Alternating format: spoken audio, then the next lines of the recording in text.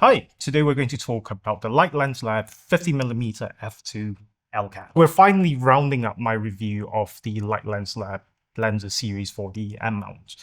I love Light Lens Lab. They make amazing lenses at an affordable price. Not the 50 1966, that's not very affordable, but then the rest of them are alright. When I first heard about the lens, I didn't know what it was. I wasn't interested in it. It's just another 50 f2. I've never heard much about this lens, so I decided not to review it until I started running out of content, and yeah, I decided to give it a go.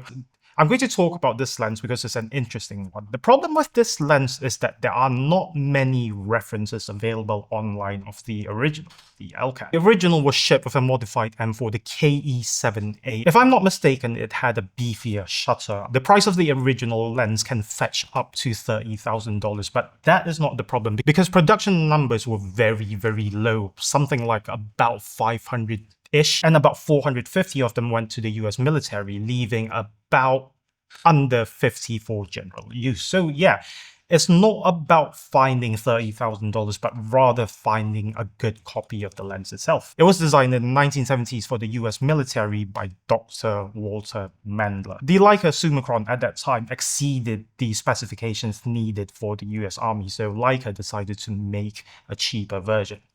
Hence the Elcan. It is basically a simplified version of a Summicron. This lens has only 4 elements in 4 groups. Before we go into the details of the lens, I want to give you a summary for those of you who don't have the time to watch the entire video, but please do, I need the views. This lens is tiny. I don't know of any lens that is smaller than this.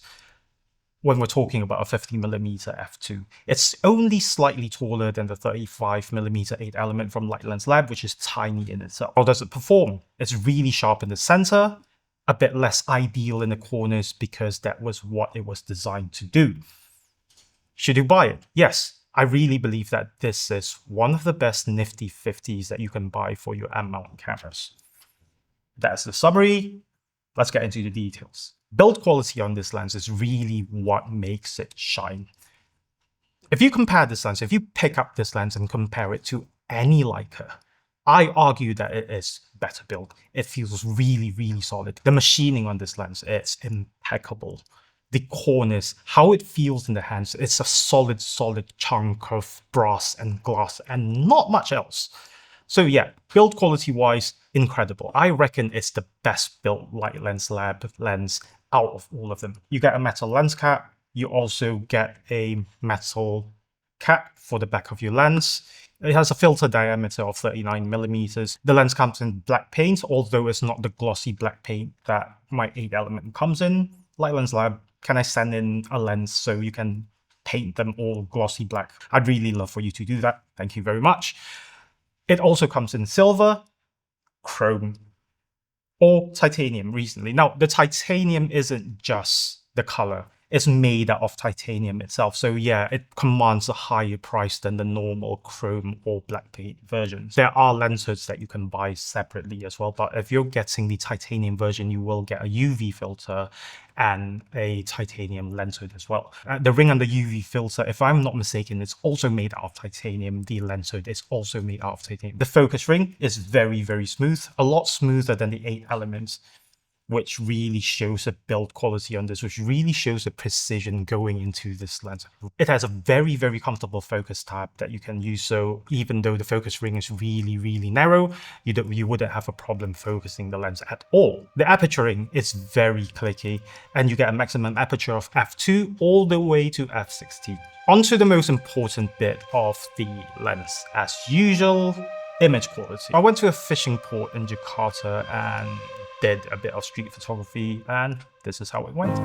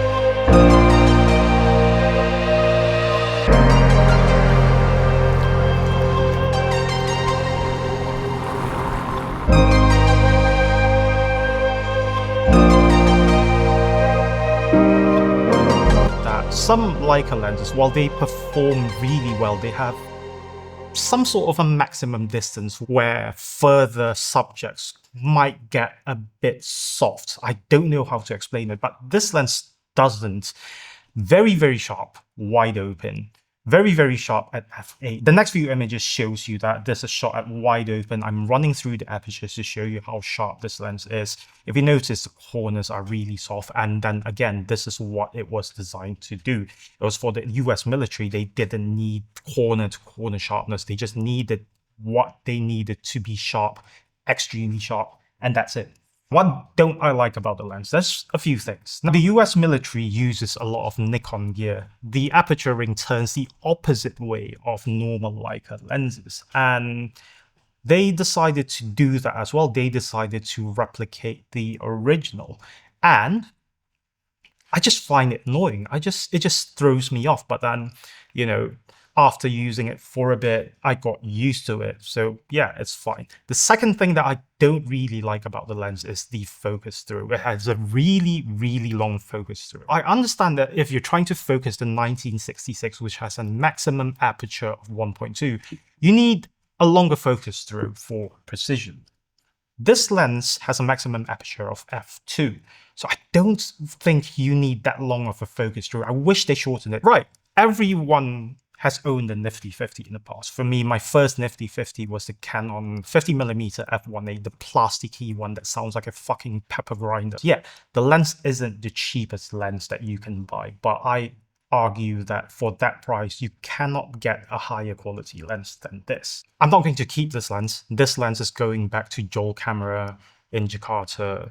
The reason why I'm not keeping it is that I prefer the silver one, and him, in all of his wiseness, decided not to order any of them. So I'm waiting for the next shipment. So yeah, that has been my review.